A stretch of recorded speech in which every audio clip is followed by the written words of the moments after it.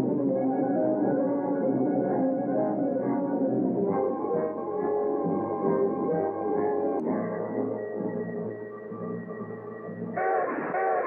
she goes, eyeballing out of the yards for the main line. Thousands of tons of concentrated locomotive pulling power, moving merchandise, food, and raw materials to destinations in half the states in the Union. She's heading for the East Coast. She's bound for Point South. She's pulling for the mountains on her way to the shores of the Pacific. She's rolling toward the plains of the great Southwest. Countless cities, towns, and country places wait for the freight she is hauling. And she'll get it there. She's been getting it there for more than 100 years, since the day in 1830 when the tiny locomotive Best Friend began hauling cotton from the plantations around Charleston, South Carolina.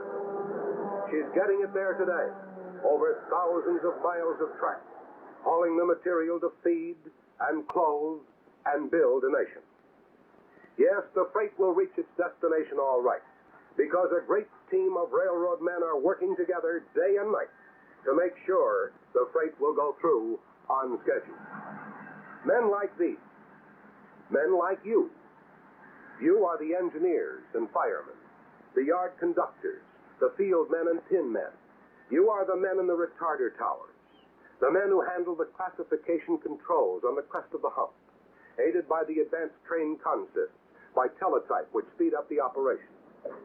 You are the yard men of the nation's railroads, the master magicians who can pick up a yard full of cars like a deck of cards and deal them out onto the right tracks in the right order, in the right combination, at just the right time. You have as much to say about that farm machinery reaching the farmer as the men who made it. This man, with his knowledge of engineering, designed it. This man, with his knowledge of tools, put it together. And you, with your knowledge of switching, put it in the right place, in the right train, to reach its destination in the fastest time, in perfect condition. You're proud of that skill of yours. And why shouldn't you be? Look at the things you have to know, the things you must be qualified to do. Here is a car going into a classification track. How fast is it moving? 4 miles an hour? 5? 6? Hard to tell for the average man, but you know. How fast must a car be moving when it leaves the cut to cover a certain number of feet and be going at a safe speed when it couples to the other cars in the track? Hard to tell offhand for the average man, but you know. Here is a car that's just off the road. It's warm. Will it travel faster than this one, which has been standing in the yard? How much do you allow for this slight downgrade? How much faster or slower will this heavy car travel than an empty? How should this engineer start this cut to avoid the damaging effects of slack action? No, the answers are not simple, but you know them, as 5 million tons of safely delivered freight every day will testify. And all that explains why you don't like to hear things like this. The nation's railroads are paying freight loss and damage claims running into many millions of dollars a year. You don't like to see things like this.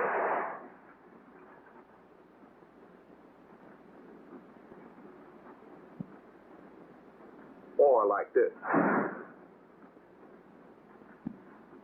Because you know what it means. It means damage to the freight itself. Costly damage in many cases.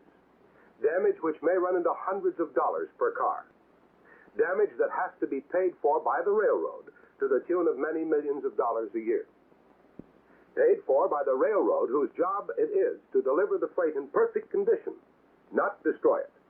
Whose job it is to spend its money improving its service in the face of stiffening competition and give all of us a more secure future. Yes, even though damage is the exception, even though so much freight is switched carefully, you don't like to hear about these things or see them because they reflect on your skill and experience. They reflect on the company you serve. Damage caused by rough handling doesn't always stop with the freight itself. Rough handling means damage to equipment. car bodies strained and broken, the service life of the car shortened. Journal waste grabs are often caused by overspeed impacts, which result in a condition that may become painfully evident later out on the road when the train has to be stopped for a hot spot. If caught in time, it may be serviced or the car may have to be set out on the siding. Who pays for the delay? The railroad. The railroad that depends for its business on customer goodwill, on its ability to get the freight through on time and safely. The railroad that every day faces stiffer and stiffer competition from other forms of transportation that are doing their best to provide better service than the railroad and thus make your job less and less secure. There are few businesses where so much depends on everybody doing his level best as it does in railroading. Only when all its men work together can the road succeed and prosper. And only when your road prospers will you prosper and be able to enjoy the security you want for yourselves and your families. Of course, we all know that much of our freight loss and damage is the result of improper packaging and loading. And yet we cannot place all the blame here. For shippers the country over are spending large sums of money each year experimenting to find better ways to package their products, better ways to keep their shipments secure. We know that still other factors are responsible for much of our loss and damage. Careful investigations have shown that the principal cause is severe shock resulting from rough switching. No, you don't like to hear these things because you're railroad men skilled in your particular job. And you don't have to hear these things because these things don't have to happen. This is no problem beyond the range of your knowledge. Here are the things you know. Here are your weapons against damage caused by rough handling. To begin with, you know your yard layout. You know the track conditions. Do the lead tracks have the same grade all the way? Are there any sags or other conditions that slow cars down or speed them up? You know the work to be done. If you are alert and pay close attention at all times while movements are being made, you will always keep well out of reach of trouble. You know the importance of coupling cars at speeds no greater than 4 miles per hour, no faster than a brisk walk. Experience with impact recorders shows that coupling speeds over 4 miles per hour spell danger and possible damage to both freight and car. There doesn't seem to be too much difference between 4 miles per hour and, say, 6, does there? But from your experience, you know that the destructive force of impact is many times greater than the proportionate increase in coupling speed. This chart shows how the destructive force of the impact increases as coupling speeds increase. If one car strikes another at 1 mile an hour, the impact equals 1 unit of smash power. At 2 miles an hour, however, the effect of the impact is not 2 units of smash power, as many might suppose, but 2 times 2, or 4 units. At 5 miles an hour, the effect is not 5 times as great, but 5 times 5, or 25 times as great. The destructive effect of a car suddenly stopped while it is moving at 6 miles per hour would be about equivalent to dropping it 10 inches.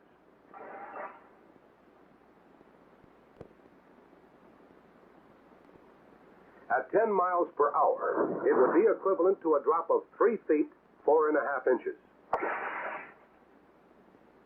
So even a slight increase in coupling speed may spell the difference between safe switching and dangerous switching. Even the best loading methods will not keep the load from shifting and breaking up under overspeed impact.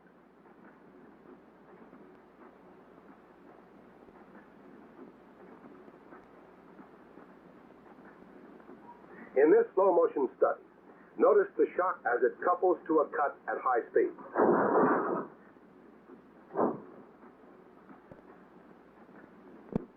You have also seen the effect of overspeed impacts on the equipment itself. How long can even the sturdiest car stand up against handling like this? The draft gear cushions only part of the shock. The car and its plating take all the rest of the shock.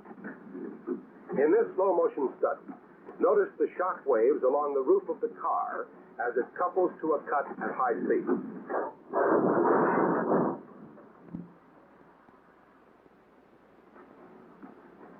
Notice the bulging of the side panels at the same speed.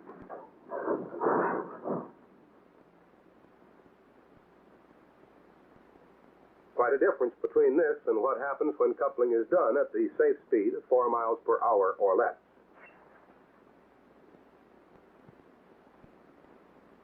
Overspeed impact causes damage not only to the moving car, but also to the car that is struck. Depending on the nature and value of the lading, the damage might be even greater in the struck car. You know these things, so you do something about them. You couple the cars at no more than 4 miles an hour, whether you're handling them in flat switching or by means of retarders.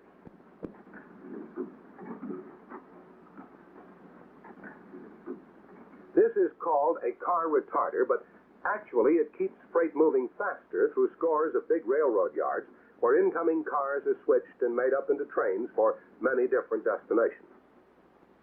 You have discovered that cars roll much faster in hot weather than in cold.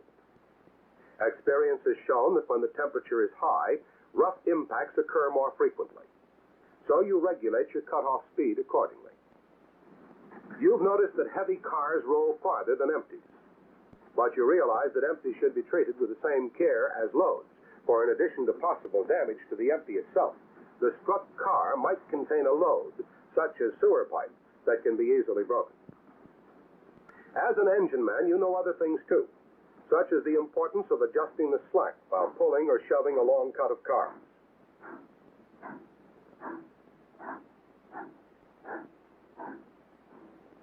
You try not to make the mistake of opening the throttle suddenly, because you know that with the slack between cars, the jolt of a fast pickup or shove may be all it takes to damage the freight in several cars, in addition to possible damage to the draft gear.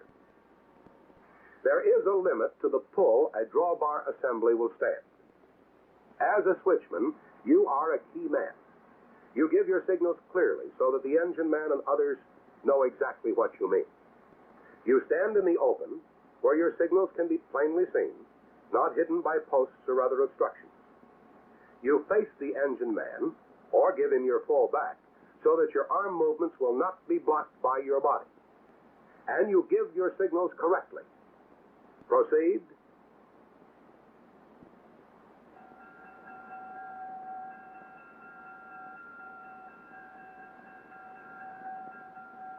Reduce speed.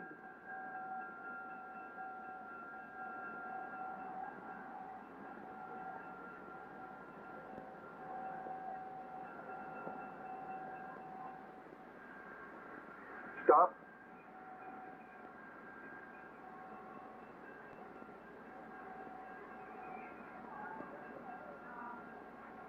Back up.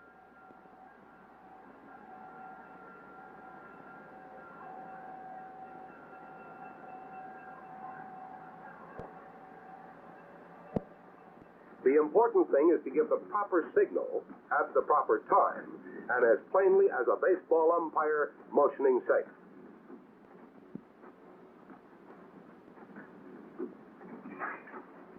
You have found by experience that proper signals give the engine crew ample time to comply, and that except in real emergency, you avoid the necessity of giving violent stop signals or washouts, which may give the cars a damaging jolt. You space the cuts so others in the yard will have time to consult their switch lists and get the switches lined up or the retarders properly set. In flat switching, you know that because of less slack action, small cuts are handled more efficiently than long cuts. Fewer stops, starts, and jolts. Less risk of damage to the freight. You see that switches are properly lined up, so there's no danger of derailment. And you look at the switch point to make sure it's in proper position. You make sure, when classifying, that switches are properly set up for cuts, because you know that when cars go wrong, it means more trimming and rehandling. You switch cars so that they will not foul another track and be sideswiped or be cornered by a following cut. Yes, these are the things you know about switching. These are your special skills. And you understand the importance of using them. You know that a shipment may have to pass through many yards before it reaches its destination. You realize that carelessness on the part of any one individual in the great team of railroad men handling this freight could undo the good work of all the men who handled it previously. You realize the importance of safe car handling. You know that without safe handling, speed means nothing. Does the consignee of this damaged freight care one iota that when you banged the cars together, you were trying to save a move? Nothing was saved, certainly not the freight. There was damage to equipment also. Can you excuse yourself to the manufacturer of this damaged freight by telling him that when his car stopped short, you tried to save a move by driving it in?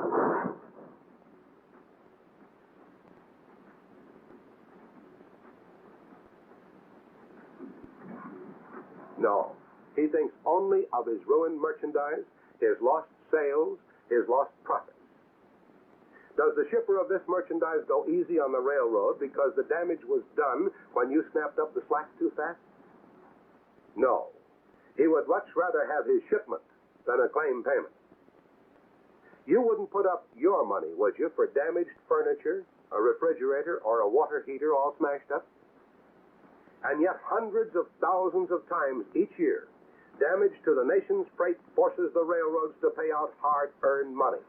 Money that should be spent and could be spent on creating more and more satisfied customers for the road, on making everybody's job more secure, on improving the road's service and equipment so it can better compete with other freight carriers. We must all remember, in a business such as ours, every division, every department, and every job is of key importance. Only as our business prospers will we who are a part of it prosper. 2, the railroad security, our own security, depends directly on how well each of us does his individual job.